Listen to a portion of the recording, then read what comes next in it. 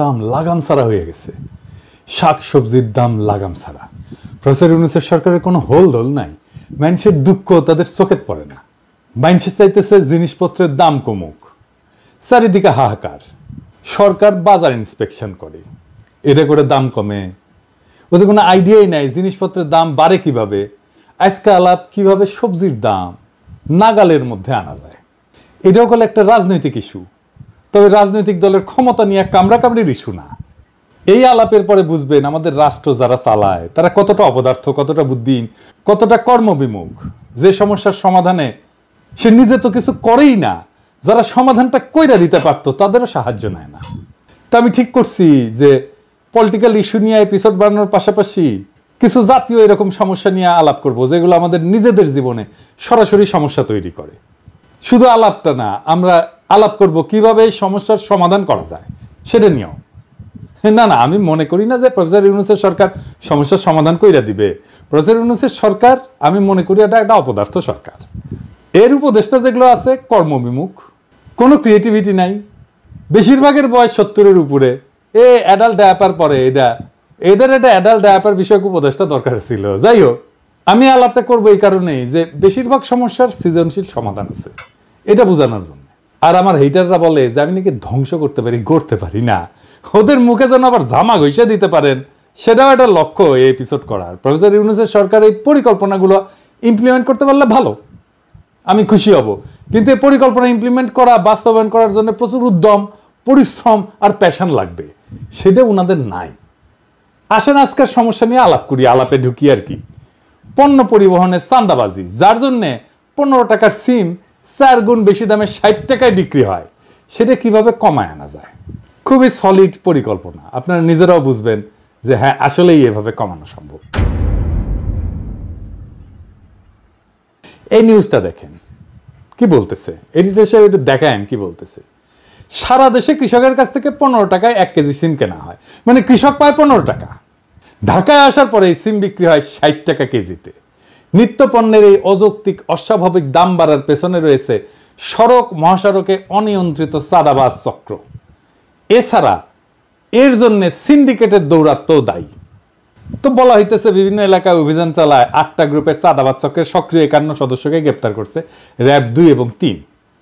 ওই সময় হাসিনা ছিল, এটা কিন্তু হাসিনার আমলের ঘটনা। এই সময় তাদের কাছ থেকে চাঁদা আদায় নগদ 1,12,306 টাকা, রশিদ, লেজার রশ্মির লাইট, 6টা জ্যাকেট, 4টা আইডি কার্ড এবং 41টা মোবাইল ফোন জব্দ করা হয়।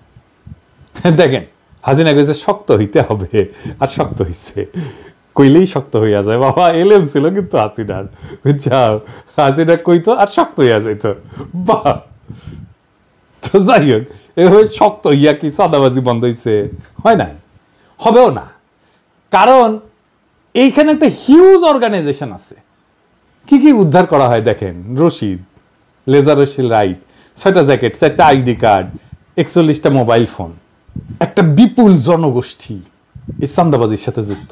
পত্রিকাতেই বলছে যে গ্রেপ্তার ব্যক্তিরা তথাকথিত ইজারাদারদের নির্দেশে কয়েকটা গ্রুপে ভাগ হইয়া প্রত্যেক রাতে লাখ টাকা চাঁদা তোলে, তার বিনিময়ে 600 থেকে 700 টাকা মজুরি পায়। তাহলে এই চাঁদাবাজিতে একটা বিশাল আয় উপার্জন আছে। সেইটা আপনি শক্ত হইবেন, 2 দিন বন্ধ থাকবে, তারপর আবার শুরু হবে, সরাই দিবেন, আবার চালু হবে।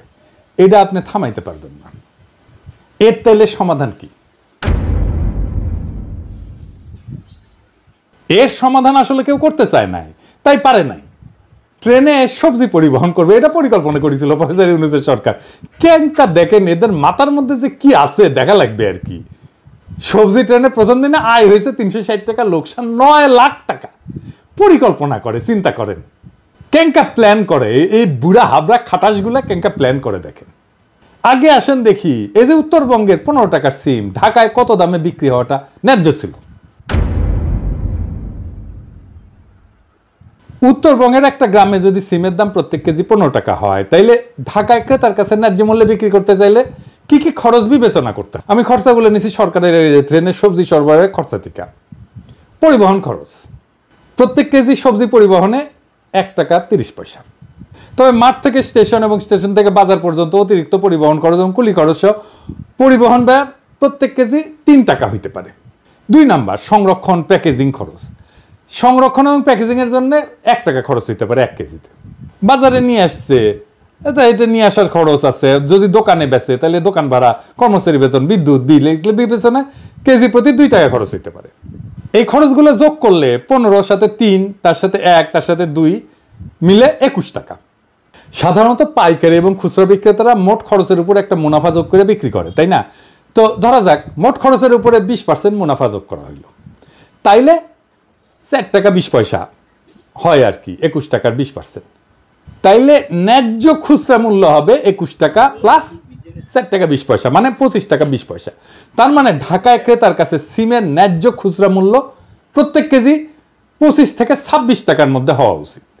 এটা যদি 30 টাকাও হয় তাও এখনকার অর্ধেক দামে নেমে আসে কিন্তু দাম। এখন এই যে চান্দাবাজের সিন্ডিকেট, সে আসলে 15 টাকার 1 কেজি সিমে 34 থেকে 35 টাকা চান্দা নিচ্ছে, বিনা শ্রমের বিপুল আয়। আপনি এটা মাইরা বন্ধ করতে পারবেন? পারবেন না। জেলে নিয়ে বন্ধ করতে পারবেন? এত লোককে জেলে নেবেন কেমনে? জেলে নেবেন নতুন লোক এসে বসবে ওইখানে।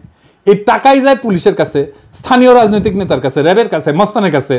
এইটা একটা মাফিয়া সিন্ডিকেট। মাথায় রাখবেন, মাফিয়া সিন্ডিকেটের অপারেটিং কস্ট খুব হাই, এই জন্যে নিষিদ্ধ মাদকের দাম বেশি হয়। তাইলে এর কোনো সমাধান নাই? আছে, দারুণ সমাধান আছে। কি সেইটা? আসেন দেখি। আপনি হিউজ চাঁদা তোলার অর্গানাইজেশন ওন করেন সরকারিভাবে, এইটা একটা রেগুলেশনের মধ্যে নিয়ে আসেন। এটা সরকারি ট্যাক্স কালেকশন অর্গানের মর্যাদা পেলে পুলিশকে, রাজনৈতিক নেতাকে, মস্তানকে চাঁদার ভাগ দিতে হবে না, সরকার রেভিনিউ পাবে, একটা শৃঙ্খলা আসবে। আইডিয়ালি শাকসবজির আভ্যন্তরীণ পরিবহনে ট্যাক্স দেওয়ার রীতি কোথাও নাই, কোনো দেশে নাই। কিন্তু কি করবেন, আমাদের দেশে একটা বিকট সিস্টেম দাঁড়ায় গেছে, আপনি ইনহেরিট করছেন। এটার একটা ইনোভেটিভ সলিউশনের মাধ্যমে তো রেগুলেশনের মধ্যে না আনলে আপনি তো এটা কোনোভাবে বন্ধ করতে পারবেন না, পারেন নাই, ইতিহাস সাক্ষী। তো কাজটা কিভাবে হবে আসেন সেটা একটু বুঝি। কারা কারা চাঁদা তোলে তাদের তালিকা পুলিশের কাছে অবশ্যই আছে, না থাকলে তালিকা করতে হবে, এদেরকে ডাকতে হবে, মানে নেতাদেরকে বলতে হবে ভয় নাই, ডর নাই, সরকার তোমাদেরকে সাহায্য করবে, এই কাজটাকে অফিসিয়াল করে দেবে, তোমরা সরকারি কাজের সহায়ক হিসেবে মর্যাদা পাবা, তোমাদের এই চাঁদা কালেক্ট করার সিস্টেম করে দেবো, ইলেকট্রনিক পেমেন্ট আর বারকোড প্রিন্টিং একই সাথে চলবে। পেমেন্ট নিবা, বারকোড দিয়ে সালার উপরে বসাই দিবা ধাম করে, পণ্যের ধরন আর ওজনের উপরে ট্যাক্স বা চাঁদা নেওয়া হবে। তারা ট্যাক্স কালেক্টরের পোশাক পরবে, যারা ট্যাক্স কালেক্ট করবে সরকারি পোশাক। চাঁদাবাজির সমস্যার প্রাতিষ্ঠানিক সমাধান হবে। এই সিস্টেমে ট্রাক বা গাড়ির রেজিস্ট্রেশন নাম্বারও স্ক্যান করা হবে, চালানের পরিমাণ অনুসারে একটা নির্দিষ্ট ফি নেওয়া হবে।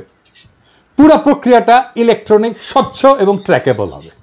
ইলেকট্রনিক রসিদ সিস্টেম যদি চালু হয় তাহলে অবৈধ চাঁদাবাজি এমনিতেই বন্ধ হয়ে যাবে। প্রাথমিকভাবে কয়েকটা গুরুত্বপূর্ণ রুটে, যেমন ধরেন উত্তরবঙ্গ থেকে ঢাকা বা চট্টগ্রাম, এই মডেল চালু করা যেতে পারে। পণ্য পরিবহনে কিউআর কোড বা বারকোড যুক্ত ট্যাক্স রসিদ ব্যবহার বাধ্যতামূলক করতে হবে। সরকারি ডেটা সিস্টেমে তাহলে প্রত্যেকটা পরিবহন এবং পণ্যের হিসাব স্বয়ংক্রিয়ভাবে অন্তর্ভুক্ত হয়ে যাবে। এই ডেটা ব্যবহার করে পণ্য সরবরাহের মানচিত্র তৈরি করা যাবে, যা বাজারের পর্যবেক্ষণ এবং পরিকল্পনায় সহায়ক হবে। এইভাবে যারা চাঁদা কালেক্ট করে, ওইখানে স্থানীয় রাজনৈতিক নেতা হোক বা এই ইজারাদার হোক, যেই হোক, ট্রাক ড্রাইভার ইউনিয়ন হোক, বাজার সিন্ডিকেট হোক, তাদের সাথে চুক্তি করতে হবে। তাদেরকে সরকারি কর্মচারীর মতো দায়িত্ব দিয়ে স্বচ্ছতার মধ্যে আনতে হবে এবং এর মধ্যে দিয়ে একটা আধুনিক সাপ্লাই চেইন নেটওয়ার্ক তৈরি হবে। এবং যেখানে এই যে মধ্যস্থতাকারী, যেগুলো যারা মূল টাকাটা খেয়ে নেয়, তাদের সংখ্যা কমে যাবে। সরাসরি কৃষক থেকে ভোক্তার কাছে পণ্য পরিবহন হবে। এতে কি সুবিধা হবে? চাঁদাবাজি এবং অযৌক্তিক যে সিন্ডিকেট কার্যক্রম, এটা বন্ধ হবে। রাজস্বটা সরকার পাবে। 1 কেজি সিমে এমনকি 5 টাকাও যদি চাঁদা নেয় বা ট্যাক্স নেয়, তাও সিমের দাম অর্ধেকে নেমে আসবে, 30 টাকায় নেমে আসবে। সরকারি সার্ভিস হয়, এটার জন্য, এটা চালানোর জন্য পুলিশ, মস্তান, রাজনৈতিক নেতাদের চাঁদা দিতে হবে না, তাই অপারেশনের খরচা কমে যাবে।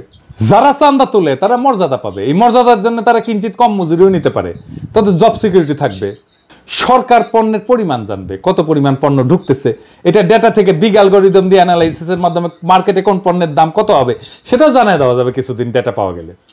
সরবরাহ এবং চাহিদার উপরে পূর্ণ নিয়ন্ত্রণ আসবে, পরিকল্পনা অনেক সহজ হবে, কোনো পণ্য অযথা নষ্ট হবে না, অতিরিক্ত পণ্য আসবে না বা কম পণ্যও আসবে না। কৃষি পণ্য সরবরাহের উপরে পূর্ণ নিয়ন্ত্রণ সরকারের থাকবে, ফলে পণ্যের দাম কমে আসবে। বাজার ব্যবস্থাপনা অনেক কার্যকর হবে, কৃষক এবং পরিবহন শ্রমিকেরা দীর্ঘমেয়াদী আর্থিক সুরক্ষা এবং মর্যাদা পাবে।